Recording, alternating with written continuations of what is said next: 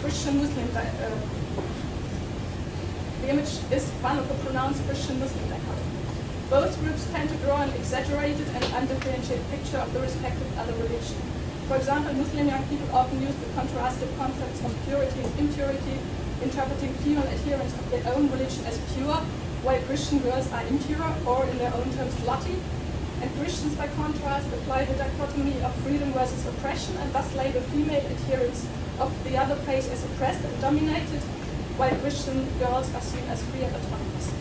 Actually, there are also a lot of Christians who badmouth Muslims. They say things like, oh, that head scarf thing is too much, and no, they have no freedom really.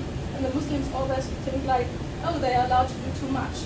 You hear this around here, or this girl or that girl isn't a virgin anymore, yeah, she's a slut, she didn't even stay a virgin until marriage, that kind of thing. When you take in the entirety of traits ascribed on the basis of social, ethnic, and cultural or religious difference, you will find that there is no clearly defined boundaries. Adscriptions are situationally different and often inconsistent. What matters is the availability of a standard of distinction that can be applied to the situation at hand, not the content of this adscription that serves the purpose. Some of the youth are even conscious of the fact that they instrumentalize religion, ethnicity, and culture to create conflicts, as you can read in the last quote, I must say.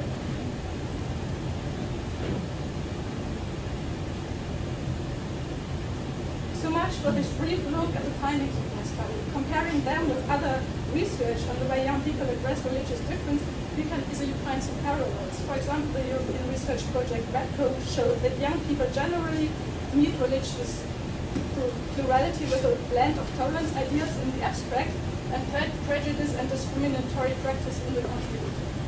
This ambivalence is not limited to socially disadvantaged young people. However, my research has shown that in a context that is characterized by socioeconomic disadvantage, it takes on a specific character. To limit this to the stereotypical idea of social tension aggravating religious tensions would fail to capture the scope of the phenomenon.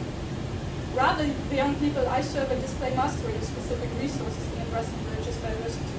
So the young people are able to cling to interpretive patterns based on openness, recognition, and tolerance even under challenging socioeconomic conditions. So that generally family-oriented and community-minded approach to life, which colors their interpretation of all social relationships, represents a valuable resource for processes of recognition and social integration beyond a specific religious, cultural, or ethnic background.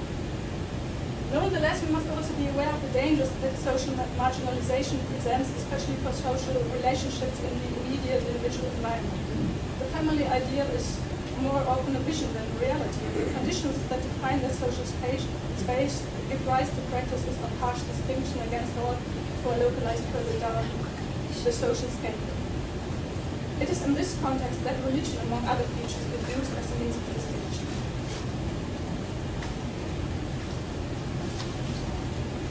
With regard to interreligious learning in schools, these ambivalences mean that educational approaches that only aim to impart knowledge of the neighbor religions, though through encounters with their scriptures, festivals, and places of worship must fall short of their goal.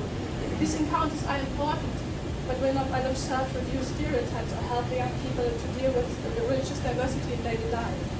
Rather, religious education must open spaces in which the young people can more fundamentally reflect on the tensions that characterize their life world. This will also have to include the opportunity to reflect on the connections between religious recognition and discrimination with power structures within society, the reflections of social tensions between groups, and the perception of individuals in sharply polarized terms, and the social underpinnings on which cultural and ethnic conflicts are created. Entering into dialogue on these complex structures is especially challenging when faced with young people who are determined not to cast themselves as victims and their behavior as the result of social marginalization. So this applies doubly when the classroom atmosphere is dominated not so much by the family ideal, but by experience of the fragility of social ties. Religious education is painfully reminded that its effectiveness is limited here and cannot hope to solve the problems of society at large. Nonetheless, religious education can, in my opinion, offer the opportunity for socially marginalized young people to acquire a competence to deal with differences that, while specific to their social environment, opens more options amid the tensions that characterize their lives. What this can look like in concrete classroom practice need to study further empirical research.